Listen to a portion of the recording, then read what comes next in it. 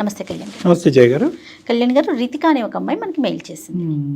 పిల్లలు ఎట్లా ఉన్నారంటే తాత్కాలిక ఆనందం కోసం దాని పర్యవసనాలు ఎలా అయినా ఏం జరిగినా సంబంధం లేదు, తర్వాత సంగతి తర్వాత, ఇప్పుడు హ్యాపీగా ఉన్నామా లేదా, దీనివల్ల మన జీవితం ఏమవుతుంది అస్సలు ఆలోచించట్లేదండి. పక్కవారి జీవితం ఏమవుతుంది, ఈ క్షణాన మనసుకి ఏది తోస్తే అది చేసి చూపిస్తున్నారండి.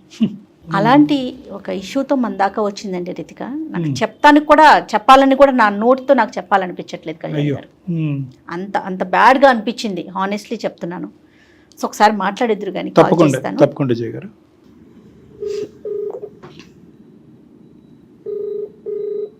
హలో హలో రితిక గారమ్మా, నేను జయాని, సుమన్ టీవీ అందమైన జీవితం ప్రోగ్రామ్ నుంచి కాల్ చేస్తున్నాను. మేడం మీరా? థ్యాంక్ యూ మేడం, చాలా thank you so much phone చేసినందుకు. ఓకే అమ్మా, నాతో పాటు డాక్టర్ కళ్యాణ్ చక్రవర్తి గారు ఉన్నారు. మీరు మెయిల్లో ఏదైతే అంశాన్ని పెట్టారో అది పూర్తిగా ఎలాంటి అబద్ధం లేకుండా క్లియర్గా ఒకసారి డాక్టర్ గారికి చెప్పండి. Okay madam, right. అమ్మ రితిక, నమస్తే సార్.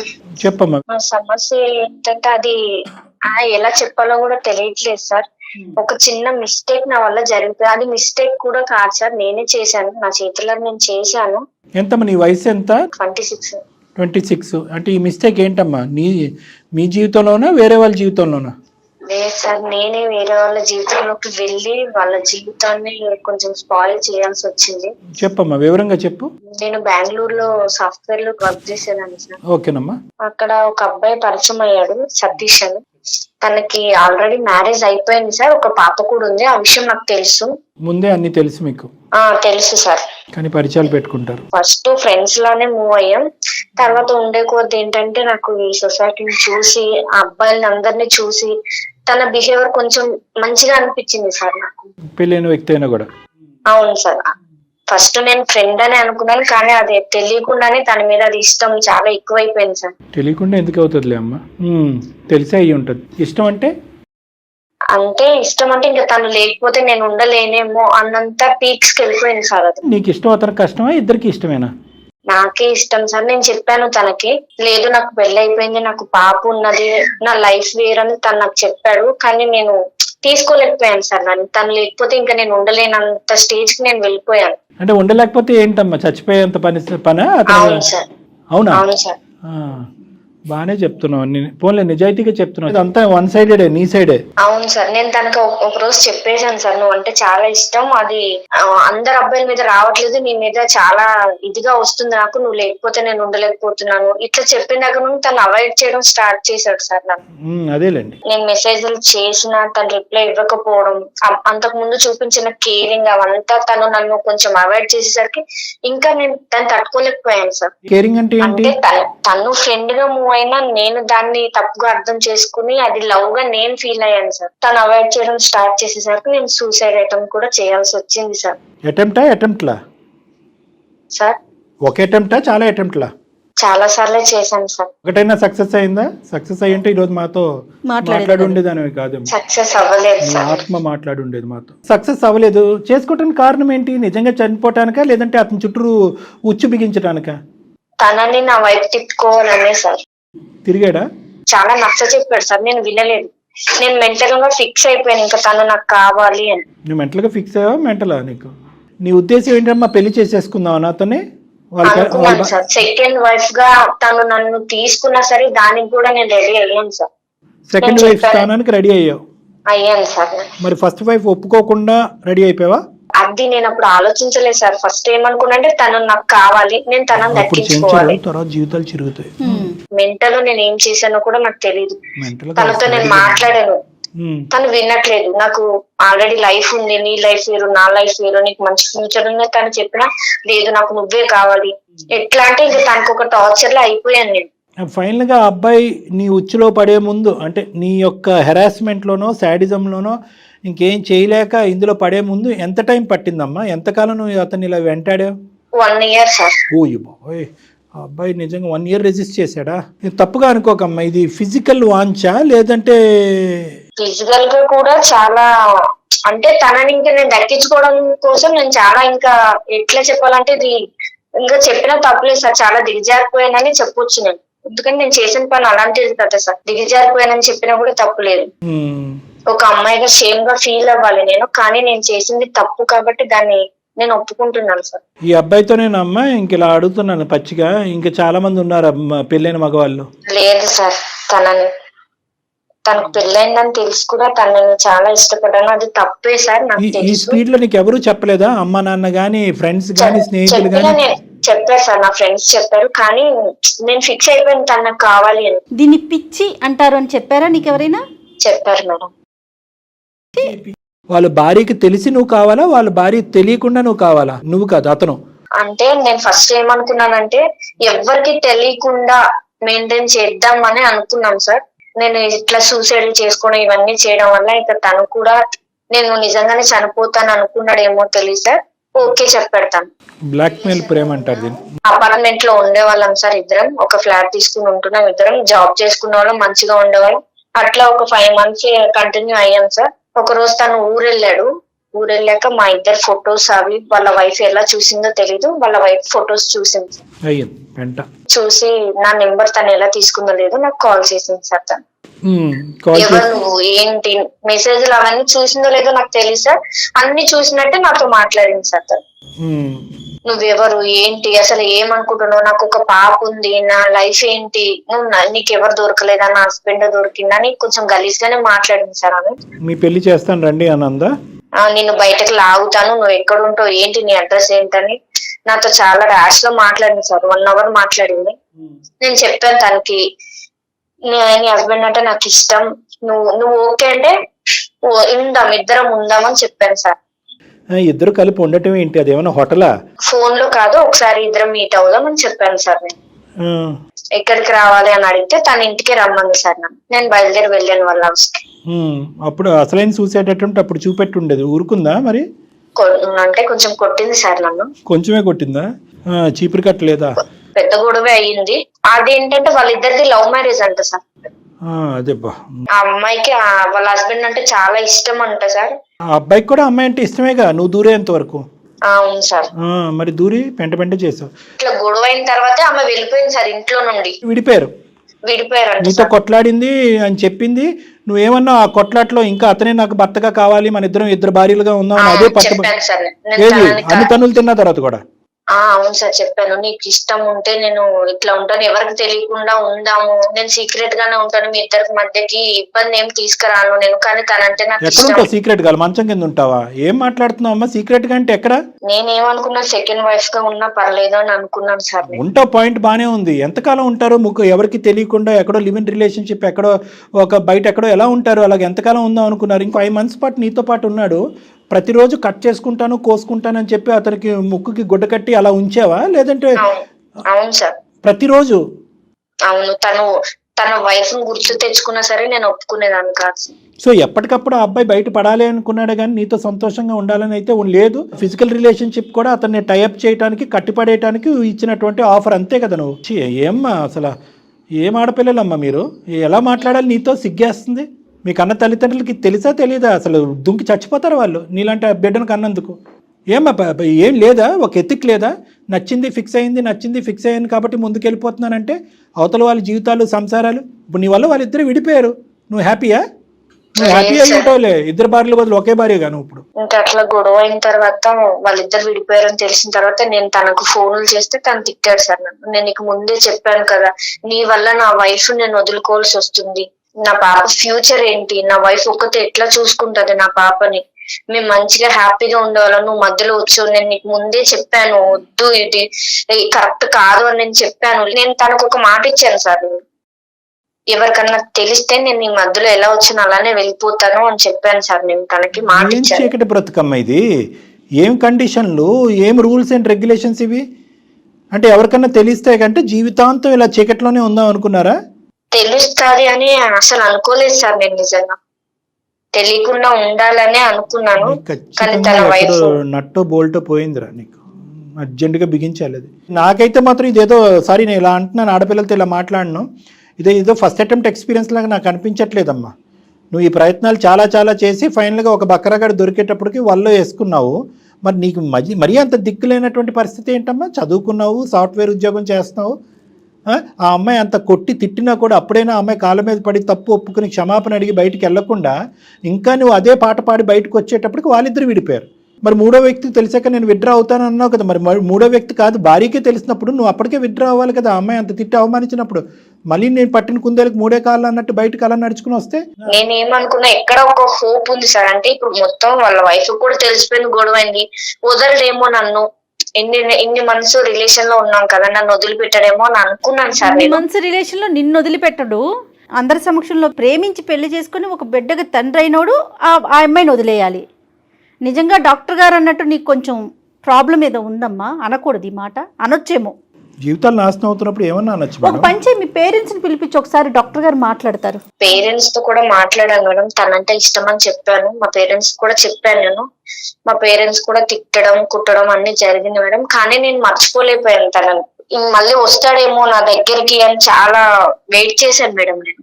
అసలు నువ్వేం నిన్ను అప్పుడే పేరెంట్స్ కాదు, మామయ్యలు కాదు, పెద్దనాన్నలు కాదు, నీకు అర్జెంటుగా అప్పుడు తీసుకెళ్ళి సైకాట్రిస్ట్ దగ్గర పట్టుకెళ్ళి హాస్పిటల్లో అడ్మిట్ చేసి ఒక 2-3 కరెంట్ షాకులు ఇప్పిస్తే అప్పుడు నీ మత్తు వదులుతుంది. అంతే, ఇంకేం చేయాలో. ఇలాంటి మత్తులు, పిచ్చి మత్తులకి. మంచి ప్రేమించుకున్న జంట జీవితాల్లో, ప్రేమించి పెళ్లి చేసుకుని ఒక బిడ్డను కన్న జీవితంలో నిప్పులు పోసావంటారు చూడు, ఇదే నిప్పులు పోయటం. ఇప్పుడు ఏం చేయాలని మా దగ్గరికి వచ్చావు? నాకు నా మీద నాకే బ్లేమ్ వస్తుంది సార్. అంటే నా మీద నాకే చిరాకు వస్తుంది. నేను చేసిన ఒక చిన్న మిస్టేక్ వల్ల ఒక లైఫ్ స్పాయిల్ అయిపోయింది. ఒక చిన్న పాప ఉంది వాళ్ళకి. ఆ పాప నేను ఒక మూవీలో చూసాను సార్. ఇప్పుడు హస్బెండ్ తప్పు చేశాడని వైఫ్ బిడ్డతో సహా చనిపోయింది. ముందు చూడలేదా మూవీ? ముందు చూడలేదు సార్. అంటే మెంటల్ గా ఫిక్స్ అయిపోయి నాకు అసలు లెక్క ప్రకారం ఇప్పుడు చేయాలి సూసైడ్ అటెంప్ట్. ఇప్పుడు చేయలేదే నువ్వు?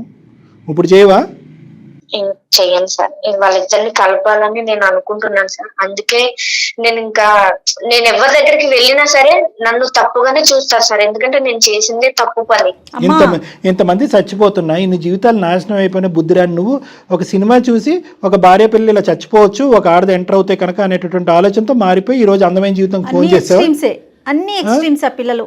సినిమా మార్చేస్తుందమ్మా నిన్ను, జీవితాలు మార్చలేదు. కానీ ఇప్పుడు మాకు దానికి ఫోన్ చేసావు అంటే వాళ్ళిద్దరిని కలపమనా? అవును సార్. అబ్బాయి ఇంకా టచ్ లోనే ఉన్నాడా నీతో? లేదు సార్, తను నాకు కాంటాక్ట్ అవ్వట్లేదు. నీ కాంటాక్ట్ అవ్వట్లేదు. తన ఫ్రెండ్స్ అడుగుతున్నా సరే వద్దు, ఇక్కడతో వదిలేసే అంటున్నారు. అమ్మ దయచేసి అతన్ని కాంటాక్ట్ చేసే ప్రయత్నం మాత్రం చేయి మాకు తల్లి, బతికుండని అతన్ని. ఆ అమ్మాయి టచ్ లో ఉందా? ఉంది సార్. అమ్మాయి చెప్పిందా అతని పరిస్థితి ఏంటి, ఎక్కడ ఉంటున్నాడని? ఈ అమ్మాయి లేదు చెప్పట్లేదు. నువ్వు వచ్చావు కదా మధ్యలో, నువ్వే ఉండు. నన్ను అంత ఇష్టపడి కూడా నన్ను కాదని నీ దగ్గరకు వచ్చాడంటే తనని నేను ఎలా నమ్మాలి? అది నా ప్రెషర్ వల్ల వచ్చాడు, నేను ఇలా బలవంతం చేశాను, చచ్చిపోతానని బెదిరించి ప్రతిరోజు కట్టిపడేశాను, ఒక రూమ్ లోకి తీసుకెళ్ళని చెప్పలేకపోయావా? నేను చెప్పాను సార్, తనకి ఎంత చెప్పాలో, నా వరకు ఎంత అవుతుందో నేను అంతా చెప్పాను. కానీ తను వినట్లేదు సార్.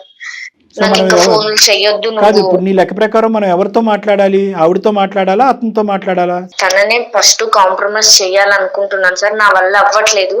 ఎక్కడో చిన్న హోప్, అందమైన జీవితం వల్ల మీ వల్ల ఏమన్నా అవుతుందేమో, నెక్స్ట్ ఇంకెవ్వరు కూడా నాలాగా ఇట్లా అవ్వకూడదని ఒక చిన్న హోప్ తో నేను మీకు మెయిల్ పెట్టాను సార్. నీలా అవ్వటం కాదు, ఇంత మాట్లాడినా కూడా ఇప్పుడు నువ్వు మాట్లాడేటటువంటి సానుభూతి ఉంది చూడు. సార్ నా వల్ల తప్పు జరిగింది, నేను పాపం చేశాను, ఇది నిజంగా నీలో వచ్చిన మార్పా, లేదంటే ఇక్కడతో ఇది అయిపోయింది కాబట్టి ఇంకొక హనీ ట్రాప్ ఎక్కడన్నా ఉంటుందా? వీటిని హనీ ట్రాప్స్ అంటారు. మరి ఇంకోటి ఏమన్నా ఉందా?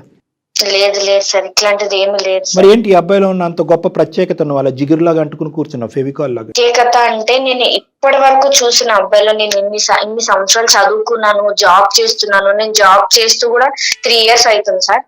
ఈ 3 years లో కూడా నాకు తినంత జెన్యున్ గా నాకు ఏ అబ్బాయి అనిపించలేదు సార్. ఇంకే అబ్బాయి అనిపించలేదు. 3 years లో ఒకటి కనిపించాడు, ఇంకో 5 years లో ఇలాంటి వాడు ఇంకోటి కనిపించాడు. ఏంటి అనే నా భయం. లేదు కాదు, ఇది కాదు. నువ్వు చేయవలసింది, ఆలోచించవలసింది ఏంటంటే మనసుకి ఏదో నచ్చింది కాబట్టి మైండ్ వాడేయటం మర్చిపోకూడదు. కాదు డాక్టర్ గారు, కళ్ళెళ్ళిన ప్రతి చోటకి నువ్వు వెళ్ళిపోతావా? అదే కదా అమ్మాయి చేసింది. నీ మనసు వేరో, నీ ఆలోచన వేరో, నీ చదువు వేరు, నీ జీవితం వేరు. నీ మైండ్ ఒక్కసారి ఆలోచించడం అనేది నేర్చుకో. పరిణామాలు సార్, నాకు ఈ 3 years లో కూడా నా వెంట చాలా మంది అబ్బాయిలే పడ్డారు. కానీ నాకు తిను నచ్చినంతగా నాకు ఎవరు నచ్చలేదు సార్. తన కేరింగ్ కానీ, తన జెన్యూన్, నీ సైకలాజికల్ ప్యాటర్న్ లో ఒక ప్రముఖమైనటువంటి, ఒక ప్రత్యేకమైనటువంటి ప్రాబ్లం ఉంది. ఎవరైతే ప్రత్యేకంగా వచ్చి నిన్ను నో అంటారో వాళ్ళకి నువ్వు కనెక్ట్ అవుతావు. నీకు ఎస్ అనేటటువంటి వాళ్ళు, నీ వెంటబడేటటువంటి వాళ్ళు నీకు కనిపించరు. ప్రత్యేకంగా పెళ్ళైనటువంటి వాళ్ళు అయ్యి ఉండాలి, వాళ్ళకు ఒక బాధ్యతలు ఉండాలి, నీ నువ్వు వాళ్ళ చుట్టూరు 1 సంవత్సరం పాటు తిప్పించుకోవాలి, నువ్వు కోసుకుంటా అన్నా కూడా నీ వైపు ఇష్టం చూపెట్టకూడదు. ఇలాంటి వాళ్ళే నీకు నచ్చుతారు. జాగ్రత్త, నువ్వు చాలా జాగ్రత్తగా ఉండాలి. ఎందుకంటే కనుక నిన్ను నచ్చి నీ అంటూ వచ్చే వాళ్ళ గురించి మనకు సమస్య లేదు, కానీ నీకు నో చెప్పేవాడు దొరికాడంటే వాడు చచ్చినట్టే. కాబట్టి మా భయం ఏంటంటే నీకు ఇప్పుడు ఆ అమ్మాయితో మాట్లాడటం, వాళ్ళు కలపటం ఒక ఎత్తు అయితే కనుక పూర్తి స్థాయి పరివర్తన కౌన్సిలింగ్ నీ లోపల తీసుకురావడం కూడా ఒక ఇంపార్టెంట్ ఇష్యూ.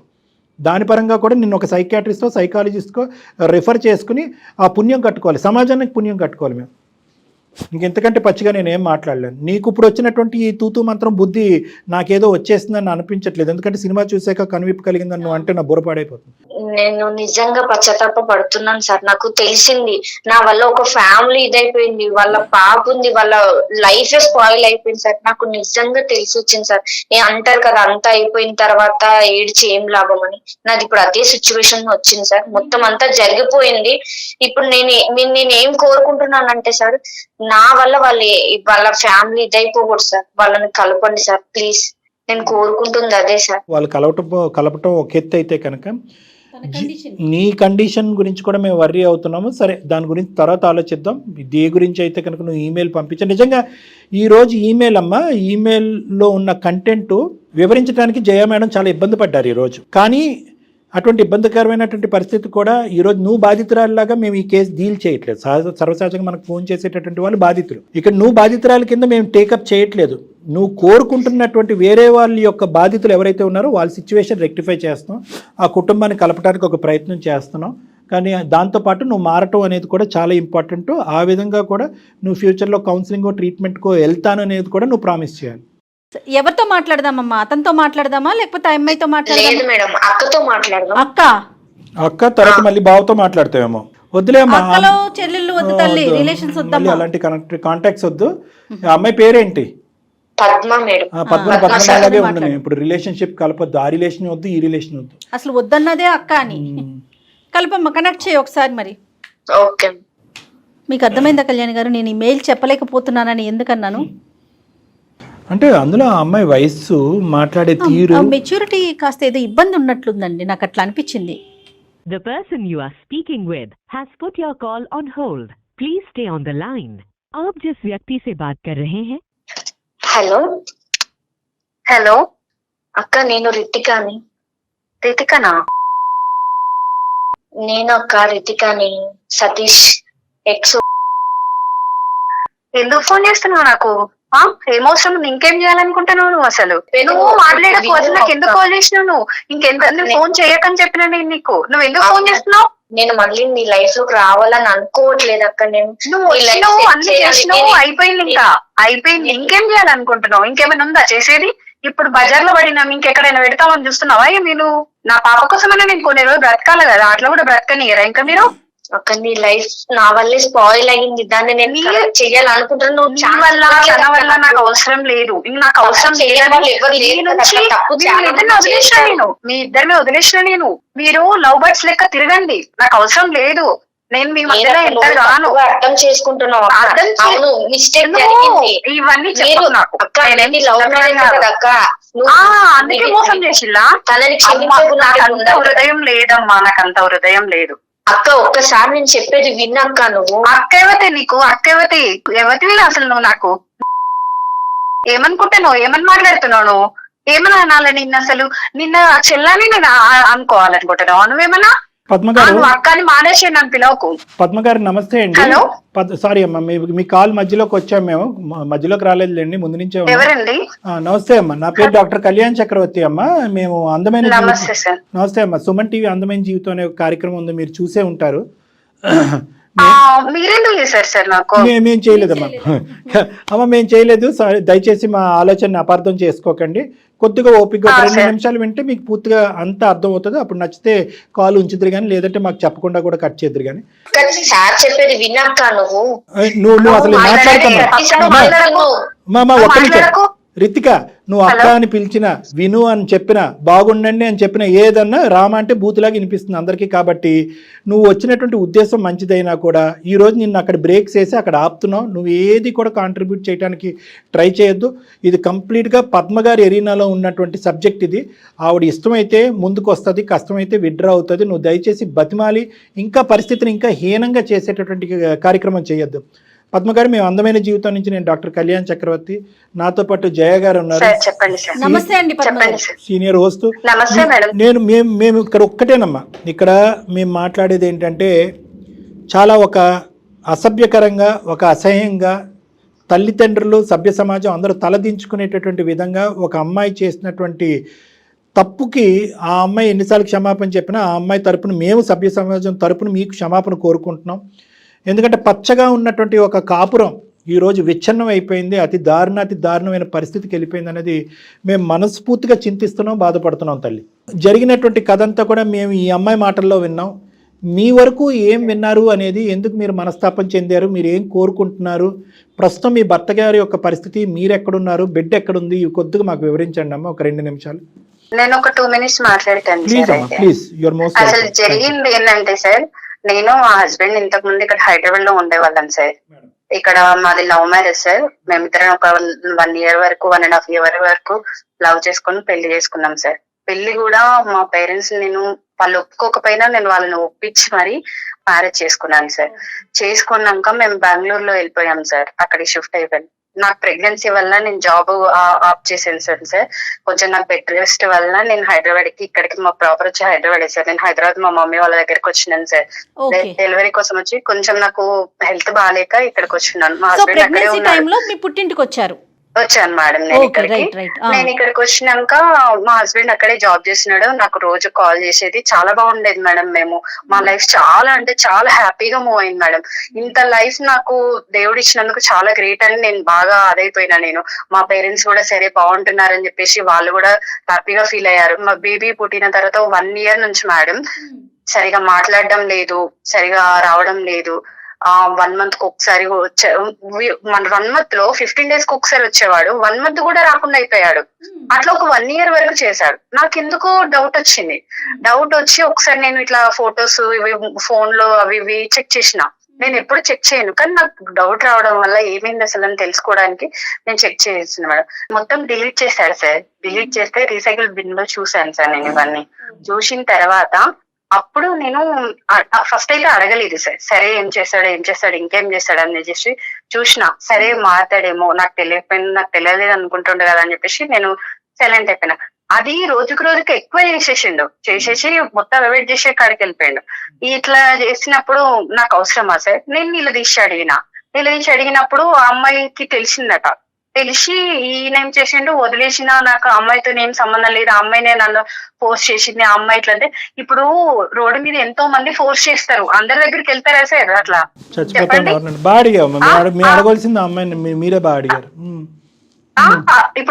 ఇప్పుడు నా లైఫ్ గురించి ఆలోచించాలి కదా. నేను ఆయన నమ్ముకొని వచ్చిన కదా సార్, నా పేరెంట్స్ ని వదులుకొని.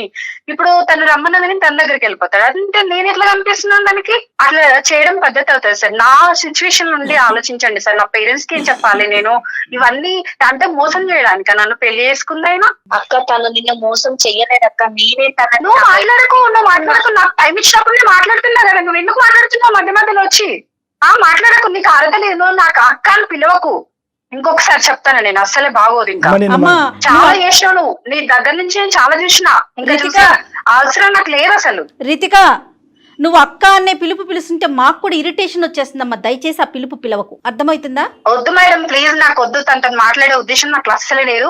అసలు తను వస్తే మాత్రం నేను వెళ్ళిపోతా. ఇప్పుడు ఇక్కడ వచ్చి కాల్లో ఉండను నేను అసలు. రితిక, నువ్వు కొంచెంసేపు సైలెంట్ గా ఉండాలి. Okay madam. ఇట్లా చేసిండ్రు సార్ వాళ్ళు. సరే, ఆ అమ్మాయి ఫోర్స్ చేసిందంట సార్. ఫోర్స్ చేస్తే నువ్వు ఎట్లా వెళ్తావు? నేను కూడా ఇంకొక అబ్బాయిని చూసుకుంటా సార్. అలాంటి మాటలు ఎందుకులేమ్మా? ఏం సమాధానం చెప్పాలో కూడా మాకు బోధపడట్లేదమ్మా. అంటే అర్థం కావట్లేదు. అంటే సార్ మీరే అట్లా అంటే నా సిచ్యువేషన్ లో ఉండి ఆలోచించండి సార్. ఒక అమ్మాయిగా నేను ఇట్లా నా పాపను పట్టుకొని ఇప్పుడు సార్ నాకు ఇవన్నీ అవసరం లేదు సార్. నా బేబీని నేను పెంచుకోలేనా? తను నాకు అవసరమా? ఆయన చేసిందని చెప్పేసి ఆయన అదిలో పడిపోయి నా బ్రెయిన్ కొన్ని రోజులు పని చేయలేదు సార్. నాకు ఏం చేయాలో కూడా అర్థమైతే లేదు. నేను పిచ్చిదాన్ని అయిపోయినా. అమ్మ ఇక్కడ ఏంటంటే అమ్మ ఇక్కడ నేను ఇలా చెప్తే మీకు నచ్చదు, మీరున్న హీట్లో మీకు జరిగినటువంటి అన్యాయంకి ఏం చెప్పినా కూడా మీకు అది బ్రెయిన్కి ఎక్కకపోవచ్చు. ప్లస్ నెంబర్ 1, నెంబర్ 2 ఏంటంటే మీ స్థానాన్ని మీరు నమ్మి మీరు ఇంటిగ్రిటీకి ఒక ఇంపార్టెన్స్ ఇచ్చారు, వ్యక్తిత్వానికి ఇంపార్టెన్స్ ఇచ్చారు. ఒక ఆడపిల్ల ఎవరో రోడ్డు మీద పోయేటటువంటి అమ్మాయి నేను చచ్చిపోతాను నువ్వు నన్ను ప్రేమించంటే వెళ్ళిపోయి ఒక భర్త వెళ్ళిపోయి ఉండిపోతాడు. ఇలాంటి ప్రశ్నలకి దేనికి కూడా మా దగ్గర సమాధానం లేదు. దేనికి కూడా మా దగ్గర ఉంటది సార్, ఎలా ఉంటాయి చెప్పండి? అట్లా చేసేది కరెక్ట్ అయితే మనం కరెక్ట్ అనుకోవచ్చు సార్. కానీ ఈ రోజు పద్మ అది వాళ్ళు చేసింది ఏం కరెక్ట్ కదమ్మా. ఇంకా పచ్చిగా చెప్పాలంటే బూతు పని అది. ఓకేనా? అతను ఈ అమ్మాయి 70% చేస్తే మీ ఆయన 30% చేసాడు. నోట్లో ఏలు పెడితే కొరకన బ్యాచ్ కూడా కాదు. ఇలా ఒక ఆడపిల్ల వచ్చి పరిచయమైనటువంటి కొన్ని రోజులకే ఫ్రెండ్షిప్ రిలేషన్షిప్ అని చెప్పి నా మెడమే కత్తి పెట్టిందే, నాతో పాటు కాపురం చేస్తావా సస్తావా, సీక్రెట్గా 2 భార్యల కింద ఉందాము అని ప్రపోజల్ చేస్తుంది అంటే కనుక అతను గర్జించి అడిగేటటువంటి ధైర్యం లేకపోతే మిమ్మల్ని వచ్చి అడుగుతుంటే కనుక మీరు చీపురు కట్ట తిరగేసి 2 వాయించుండేవారు కదా. అప్పుడే ఈ అమ్మాయిని సెట్ అయిపోయి ఉండదు మొత్తం అంతా కూడా. అలా చెప్పకుండా అయిపోయిన తర్వాత స్టార్టింగ్ లో అంటున్నాను మీ భర్త కూడా ఈక్వల్ గా తప్పు ఎక్కడ చేశాడు అనే మాట ఎందుకు అంటున్నానంటే స్టార్టింగ్ లోనే నిజంగా అతని మీద వాడు ఇట్లా మోసం చేసినాక వాడు ఊసే వద్దు సార్ మనకి. నువ్వు వాడంటావో వీడంటావో నాకు తెలియదు కానీ మనసు విరిగిపోయింది కదా. వద్దు సార్, అట్లాంటి వ్యక్తులకి విలువ ఇయ్యని అవసరం లేదు మనము. అమ్మ నువ్వు ప్రేమించి నువ్వు పెళ్లి చేసుకున్నటువంటి భర్త గురించి నీకంటే నేను ఎక్కువ మాట్లాడలేను. అతనితో అసలు వాస్తవానికి నేను మాట్లాడలేదు, చూడలేదు, మీరిద్దరు చెప్తుంటేనే వింటాం. కానీ ఈ అమ్మాయి పరిచయం అయ్యేంత వరకు నేను మిమ్మల్ని కలపాలి లేదంటే ఖచ్చితంగా ఆ ఉద్దేశంతో నేను ఇక్కడ దిగలేదు. At the end of the day నేను మాట్లాడినటువంటి విధంగా నాకున్నటువంటి ఉద్దేశం నీ మనసులో ఎవరన్నా మాట్లాడారో లేదో నాకు తెలియదు. కాబట్టి ఒక్కసారి ఆ ఆప్షన్స్ అనేటటువంటిది, ఆ పాయింట్స్ అనేటటువంటిది, జీవితానికి సంబంధించినటువంటి ఆ బిడ్డకు సంబంధించిన భవిష్యత్తు గురించి కొన్ని అంశాలు నేను చెప్తానమ్మా. అవి నీ మనసుకు అత్తుకుంటే కనుక ముందుకు అడిగాయి, లేదంటే నువ్వు ఎక్కడైతే నిలబడ్డావో అక్కడే నిలబడు. నువ్వు ఈ అమ్మాయిని చూసుకుని మీ భర్తని ఇంకో 2 రెట్లు ఎక్కువ అసహించుకోవద్దు. ఈ అమ్మాయి డిలీట్ అయిపోయింది, అర్థమైందా? ఈ అమ్మాయి డిలీట్ అవ్వకపోయినా కూడా ఈ అమ్మాయిని ఖచ్చితంగా సొసైటీకి ఈ అమ్మాయి ఒక చీడపురుగు కింద ఉండకుండా ఈ అమ్మాయి మానసిక పరిస్థితి సరిచేసేటటువంటి ప్రయత్నం పూర్తి స్థాయిలో నేను చేస్తాను అనేటటువంటి విధానంగా నీకు వాగ్దానం చేస్తాను. ఈ అమ్మాయి కళ్ళ ద్వారా, ఈ అమ్మాయి మాటల ద్వారా, ఈ అమ్మాయి చేసిన పనుల ద్వారా నీ భర్తను చూడద్దు. నువ్వు ఎవరినైతే కనుక అసలు సిసలుగా ప్రేమించావో, నమ్మేవో, పెళ్లి చేసుకున్నావో, ఈ అమ్మాయి దూరేంత వరకు ఎంత చక్కగా మీ కుటుంబం ఉందో ఆ అబ్బాయి గురించే ఆలోచించమంటున్నాను, ఆ సతీష్ గురించే నేను ఆలోచించమంటున్నాను. ఇదంతా కూడా నేను ఒక బ్యాడ్ ఫేస్ కింద వర్ణిస్తానమ్మా. లేదండి సతీష్ యొక్క ఆలోచనలో కూడా బలహీనత ఉంది.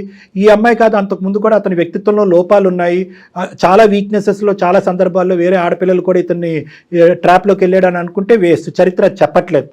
నువ్వు తప్ప అతని జీవితంలో ఎవరూ లేరు, నిన్నే ప్రేమించాడు, స్వచ్ఛంగా పెళ్లి చేసుకున్నాడు, హ్యాపీగా బిడ్డను కానీ హ్యాపీగా ఉన్నారు. ఈ అమ్మాయి మామూలుగా పీడీ కాదమ్మా, personality disorder, narcissistic personality disorder అంటారు. వీళ్ళు ఎలాంటి భయంకరమైనటువంటి అంటే 100 మందికి ఇలాంటి ఆడపిల్లలు 3 ఉంటాయి. వీళ్ళే సమాజంలో జరిగేటటువంటి ఈ హత్యలు, ఆత్మహత్యలు ఇలాంటి వాటికని ప్రధానమైనటువంటి కారకులు. ఇప్పుడు ఈ విపరీతంగా న్యూస్ స్టోరీల్లో చూస్తున్నావు చూడండి, ఎక్కడ ఉన్న అమ్మాయి మా జీవితంలో దూరింది, సర్వనాశనం చేసింది, నా మొగుడిని చిక్కుపోయింది, వీళ్ళందరూ కూడా ఈ narcissistic personality disorders, border line personality disorders అంటారు. వీళ్ళకి ఏంటంటే వీళ్ళు ఏదన్నా పట్టుకుంటే కనుక 600 100 వాళ్ళు పట్టు మాత్రం వదలరు. ఈ అమ్మాయి వెనకట్ల పడినటువంటి మగాళ్ళు ఎంతోమంది ఉన్నారంట, ఆ లిస్టు మనకు అనవసరం. కానీ మీ ఆయన మామూలుగా రెసిస్ట్ చేయలేదు. ప్రతిరోజు అతని మెడ మీద కత్తి పెట్టడం కాదు కానీ తన మెడ మీద కత్తి పెట్టుకుని అతను అక్కడే కూర్చోపెట్టింది, భయపెట్టింది. మీ ఆయన ఎక్కడ భయపడ్డాడు అంటే కనుక అరే ఇంత సాఫీగా మన ప్రయాణం జరుగుతుంది, ఇదేదో నా మట్టుకు నేనే ఇది తుంచేద్దాం, తీసేద్దాం, డైల్యూట్ చేసేద్దాం, నా మట్టుకే నేను డీల్ చేద్దాం, ఇది నా వైఫ్కి చెప్తే కనుక ఇంకా అపార్థం చేసుకుంటుందనే ఉద్దేశంతో ఏంటంటే రోజులు వారాలైనవి, వారాలు నెలలైనవి. సో వీళ్ళ రిలేషన్షిప్ అప్పటికే ఏంటంటే వీళ్ళిద్దరు ఒక బలహీనమైన క్షణంలో ఆ విధంగా కూడా ఫిజికల్గా కూడా ఇది అయిపోవడంతో అతను భయపడటం మొదలుపెట్టి సింగిల్ హ్యాండెడ్గా ఈ అమ్మాయిని తప్పించడానికి ప్రయత్నం చేసి పెద్ద తప్పు చేశాడు. మామూలు ఒత్తిడి పెట్టలేదమ్మా మీ భర్త మీద. ఈ అమ్మాయి గురించి నేను మాట్లాడతాను, నువ్వు డైరెక్ట్గా క్లినిక్కి వస్తే కనుక ఈ వ్యక్తిత్వాలు ఎంత మంచి వ్యక్తినైనా కూడా ఎలా బొట్టులో వేసి ట్రాప్ చేసి జీవితాలను సర్వనాశనం చేస్తారు. ఇలాంటి అమ్మాయిలు నా దగ్గర ఎంతోమంది ఉన్నారు. వీళ్ళు కాలు తొక్కేస్తారు, తర్వాత సారీ చెప్తారు. బాధ ఎవరిది? మీ ఆయనది తప్పు ఉంది, కాదనట్లేదు. కానీ ఎంత శాతం తప్పు ఉంది, అతని గురించి నీకు ఎంతవరకు తెలుసు? ఇప్పుడు అతని పరిస్థితి ఎలా ఉందో నాకు తెలియదమ్మా. ఈ అమ్మాయి కూడా చెప్పలేకపోతుంది. నీకైనా తెలుసా మీ ఆయన పరిస్థితి ఎలా ఉందో? అంటే ఇట్లా కొన్ని వ్యసనాలకి అలవాటు పడ్డాడని, డ్రింక్ చేస్తున్నాడని, హెల్త్ బాగా ఖరాబ్ అయిపోయిందని తెలిసింది సార్. నాకు కూడా చాలా సార్లు వచ్చి నన్ను బ్రతిమలాడిండు సార్. కానీ నేను కాంప్రమైజ్ కాలేకపోయాను కూడా.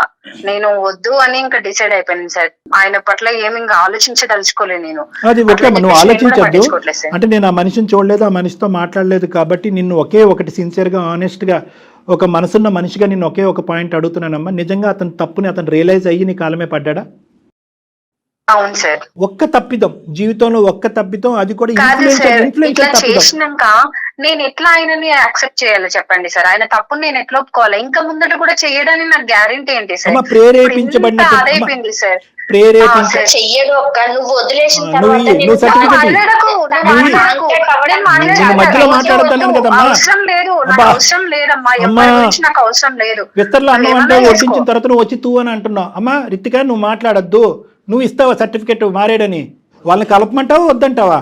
కలపమని చెప్తున్నా. తనకి వాళ్ళ హస్బెండ్, తన వైఫ్ అంటే చాలా ఇష్టం తనకి, అది నాకు తెలుసు సార్. నువ్వు తెలుసుకొని ఎట్లా చేస్తే బాగుంటదని చేసి చేసినావు కదా ఇన్ని రోజులు. తను చూస్తారని నేను ఎక్స్పెక్ట్ చేయలేదు సార్. సర్లే నువ్వు పాత స్టోరీ మళ్ళీ సినిమా తిప్పద్దు కానీ నీ వ్యక్తిత్వం గురించి తర్వాత మాట్లాడుకుందాం. అమ్మ ఈ అమ్మాయితో అసలు జోక్యం లేదమ్మా. అమ్మ ఈ అమ్మాయి అసలు ప్రస్తావన వద్దు. మీ ఆయన మారేడా లేదా అనేటటువంటిది ఈ అమ్మాయికి ఏం తెలుసు? పిచ్చిమోహం. ఈవిడ ఏదో పట్టుకుని ఏదో ఏలాడుతూ అందరి జీవితాలు నాశనం చేస్తుంది. ఆ అమ్మాయితో చాలా పని ఉంది మాకు, తర్వాత చెప్తాను నేను. అది నాకు నీ వరకు మాత్రం నీ భర్త ఈరోజు అతని పరిస్థితి ఏమీ బాగాలేదు అని అంటున్నావు. బిడ్డను బాగా చూసుకునేవాడు, భార్యను బాగా చూసుకునేవాడు. కేవలం ప్రెగ్నెన్సీ టైంలో ఈ అమ్మాయి పెట్టినటువంటి మానసిక పరమైనటువంటి ఇన్ఫ్లుయెన్షియల్ బ్లాక్మెయిల్ ఒత్తిడి ఇది. ఆ ఒత్తిడికి అతను తలొగ్గి ఒక తప్పు చేశాడు. నువ్వు ఇప్పటికిప్పుడు నువ్వు ఏదో ఒప్పేసుకుని నా మాట మీద గౌరవంతోనో ఇంకోటో ఏదో ముందుకెళ్ళిపోమని నేను అనట్లే. ఒక్కసారి మీరు వస్తే కనుక నేను కూడా అతన్ని ఫోన్ చేసి పిలిపించుకుంటాను నా దగ్గరికి. నా సమక్షంలోనే మీరు మాట్లాడుకోండి. దయచేసి ఈ కాపురం మాత్రం విడిపోవలసినటువంటి కాపురం కాదు. ఇలా అయితే కనుక మీరు కానీ ఈ బేసిస్ మీద విడిపోతే కనుక, ఇదే ఎగ్జాంపుల్ తీసుకుని ఇలాంటి ఆడపిల్లలు చాలామంది ఉన్నారు సమాజంలో. ఈ మొత్తం ప్లాట్ఫామ్ని, ఈ ఎపిసోడ్ని వాళ్ళకి కావాల్సినటువంటి విధంగా వాడుకుని అరే ఇలా పుల్ల పెడితే కనుక విడిపోతారనమాట అనేటటువంటిది ఎగ్జాంపుల్ కింద తీసుకుని ముందుకెళ్తారమ్మా. మీరిద్దరు భార్యాభర్తలు మీ ప్రేమ నిజమైంది అనేటటువంటిది ప్రూవ్ చేసుకోవాలి. ఆ పిల్లకి ఒక చక్కటి తల్లిదండ్రుల కింద మారి ముందుకెళ్తాం అనేటటువంటి ఆలోచనతో ముందుకెళ్ళాలి. దానికి మీ ఇద్దరిని కలపడానికి ఏ వంతు ప్రయత్నం చేయమని నా వంతు ప్రయత్నం చేస్తాను. ఏ స్థాయి వరకైనా వెళ్తాం. మార్పు రాకపోతే మీ ఆయన కూడా మొండిగా వ్యవహరించి ఏమి రియలైజ్ కానటువంటి మాట్లాడండి సార్. మరి మాట్లాడండి, ఫస్ట్ మీరు తనతో మాట్లాడండి సార్. తర్వాత నేను ఆలోచిస్తాను సార్. నేను కూడా వెరీ గుడ్ అమ్మా, వెరీ గుడ్. అట్లీస్ట్ నాకు ఆ చిన్నపాటి అవకాశం ఇచ్చావు కదా, నేను దూరిపోతాను. నేను అనేది ఏంటంటే అతనికి ఫోన్ చేస్తాను, అతనికి ఫోన్ చేసి నా క్లినిక్ పిలిపించుకుని నేను మాట్లాడతాను. నేను ఫోన్ చేసినప్పుడు ఒక 2-3 సార్లు అతనితో మాట్లాడిన తర్వాత నువ్వు వద్ది కానీ ఇద్దరు ఎదురు కూర్చొని మాట్లాడుకుందాం. మీరిద్దరు ఏమనుకుంటే అదే ఫైనల్గా నేను ఏకీభవిస్తాను. నా నమ్మకం నాకు ఉంది కానీ final decision is up to both of you. సరే సార్, నేనైతే కాంప్రమైజ్ అవ్వలేను సార్. మీరు చెప్తున్నారు కాబట్టి మీరు నా వర్షన్ కూడా నాకు ఉంటది. మాట్లాడినప్పుడు అవి కూడా చెప్పగలుగుతాను నేను. పద్మ గారు ఒక్క మాట మీరు చెప్పేది 100% కరెక్టే. కానీ డాక్టర్ గారు మేము ఏం చెప్తున్నాం, మీరు అసలు ఒకసారి రండి, ఆ తర్వాత మీరే డెసిషన్ తీసుకోండి. సరే మేడం, మీరు చెప్తున్నారు కదా మేడం. నీ మాట మీద నీ నమ్మకం నీకుందమ్మా. నా ఆలోచన, నా అనుభవం మీద నాకు నమ్మకం ఉంది. ఈ రెండు కలిపి ఎక్కడి వరకు వెళ్తాయి అనేది మనం మ్యాచ్ చేసుకుని చూద్దాం. మిగతాది భగవంతుడి చేతిలో వదులుదాం. ఏమ్మా ఆ బిడ్డ భవిష్యత్తు చేతిలో అంతే వదిలేయాలి. ఇప్పటి నుంచి అయితే తను అయితే నాకు కాల్ చేయదు సార్. అది శూర్పణఖ సార్, శూర్పణఖ. అది నాకు కాల్ చేయదు సార్. ప్లీజ్ సార్, మీరు దయచేసి దాంతో ఇంకోసారి తను మాత్రం మాట్లాడిపోవద్దు. నీకే కాదు ఎవరికి కాల్ చేయదు. నాకు అవసరం లేదు. నువ్వు వచ్చినావంటే నేను కలవను ఇంకా. నాకు అవసరమే లేదు, నాకు అవసరం లేదమ్మా. ఓకే అండి పద్మ గారు ఆవిడ మీకు కాల్ చేయదు, మీరు కట్ చేయండి. మీతో నేను మళ్ళీ మాట్లాడతాను. థ్యాంక్ యూ సో మచ్ అండి. థ్యాంక్ యూ అండి. Thank you. మా మాట విన్నందుకు ధన్యవాదాలు. అమ్మ రితిక, నువ్వు ఉన్నావా? ఉన్నాను మేడం. ఏం మాట్లాడుతున్నావే తల్లి? నీకు అసలు కొంచెమన్నా ఉందా? అర్జెంటుగా నువ్వు కలవాలేమో డాక్టర్ గారిని. ఏమో నీకు వేరే ప్రోగ్రామ్ పెడదాం. ఒక్కసారి అసలు ఈ అమ్మాయిని చూడాలండి డాక్టర్ గారు మీరు ఫస్ట్. అమ్మ నీ స్థానం ఏంటనేది నీకు అర్థమైంది కదా రితిక. నువ్వు ఎక్కడ నిలబడాలో అక్కడ నిలబడాలి. మార్పు అనేటటువంటిది రావాలి. మీ తల్లిదండ్రుల సమక్షంలో నీకు కూడా నేను తీసుకొచ్చి కౌన్సిలింగ్ చేయించాలి. వాళ్ళని కూడా నిన్ను కొద్ది గ్రిప్లో పెట్టుకోవాలి. నిన్ను ఇలా అయితే మాత్రం ఒంటరిగా ఉండకూడదు. నువ్వు ఏ ఊరు వెళ్తే ఆ ఊరికి మీ తల్లిదండ్రులు కూడా వెళ్ళాలి. అక్కడ ఏ సైకియాట్రిస్ట్ సైకాలజిస్ట్ ఉంటే వాళ్ళ దగ్గర కౌన్సిలింగ్ చేసుకోవాలి. అర్జెంటుగా నీకు ఒక మగాడిని ఇచ్చి పెళ్లి చేయాలి. ఈ ఎజెండా అంతా నిండేంత వరకు దయచేసి ఈ కౌన్సిలింగ్, ఈ మానిటరింగ్, ఈ సూపర్విజన్ లూప్లోంచి మాత్రం బయటికి రాకమ్మా.